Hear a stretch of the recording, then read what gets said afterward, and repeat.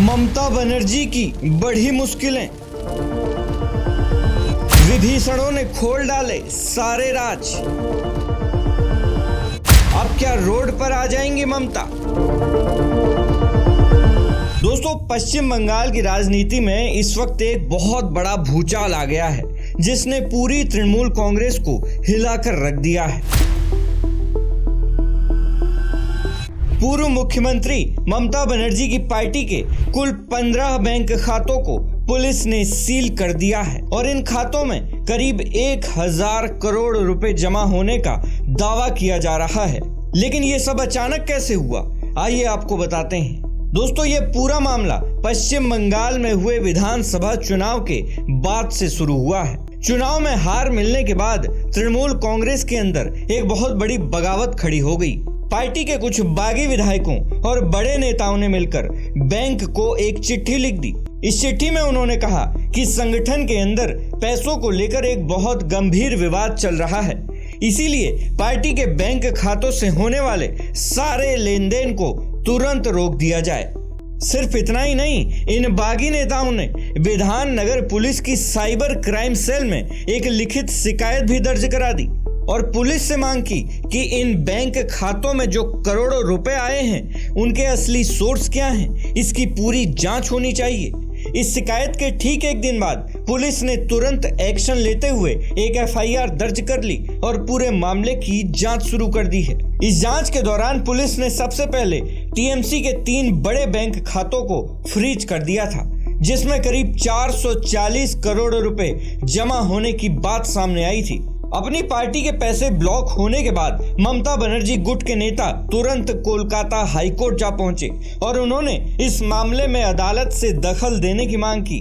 आपको बता दें कि इससे पहले इस मामले में हाईकोर्ट ने TMC को बड़ी राहत जरूर दी थी।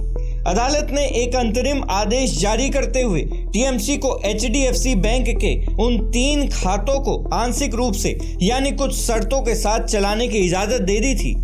कोर्ट ने इसके लिए रिटर्निंग जस्टिस सुब्रत तालुकदार को एक स्पेशल ऑफिसर के रूप में नियुक्त भी किया है, जो 30 सितंबर तक इन खातों की निगरानी करेंगे। कोर्ट के आदेश के मुताबिक ममता बनर्जी की पार्टी इन खातों के पैसों का इस्तेमाल सिर्फ अपने रोजमर्रा के प्रशासनिक खर्चों, कर्मचारियों की सैलरी देने और कानूनी लड़ाई लड़ने के लिए ही कर सकती है। इसके अलावा जो भी पैसा निकाला जाएगा वो चेक के जरिए होगा और उस चेक पर स्पेशल ऑफिसर के दस्तखत होना जरूरी है। इस काम के लिए उस अधिकारी को पार्टी के फंड से ही 1.25 लाख रुपए महीना मानदेय भी दिया जाएगा। लेकिन ये राहत अभी ठीक से मिल भी नहीं पाई थी कि पुलिस ने शुक्रवार को एक और बड़ा झटका दे दिया।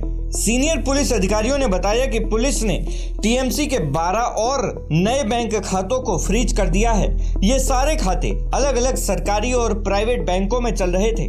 अगर हम अब तक की पूरी कार्रवाई को देखें तो TMC के कुल 15 बैंक खाते फ्रीज किए जा चुके हैं और इन सभी खातों को मिलाकर लगभग 1000 करोड़ रुपए की भारी भरकम रकम ब्लॉक हो चुकी है। पुलिस ने अब इन सभी बैंकों से खाता धारकों की पूरी डिटेल और इन खातों से पिछले समय में हुए सभी तरह के पैसों के लेन देन का पूरा रिकॉर्ड मांगा है। इस पूरे मामले में एक और बहुत बड़ा पेच फंसा हुआ है, जिसकी वजह से TMC चाहकर भी अभी उन 440 करोड़ रुपए का इस्तेमाल नहीं कर पा रही है। दरअसल पुलिस की कार्रवाई के साथ साथ देश की बड़ी जांच एजेंसी ED ने भी इन 3 खातों पर अपना ताला लगा दिया है। अब TMC ने ED के इस फैसले को भी शुक्रवार को कोलकाता हाईकोर्ट में चुनौती दे दी है।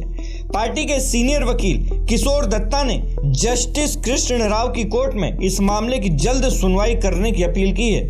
उन्होंने कोर्ट के सामने दलील दी कि पहले जो कोर्ट का आदेश आया था वो सिर्फ पुलिस की कार्रवाई को लेकर था, लेकिन ये नई याचिका ED के एक्शन के खिलाफ है, इसीलिए इस पर तुरंत सुनवाई होनी चाहिए।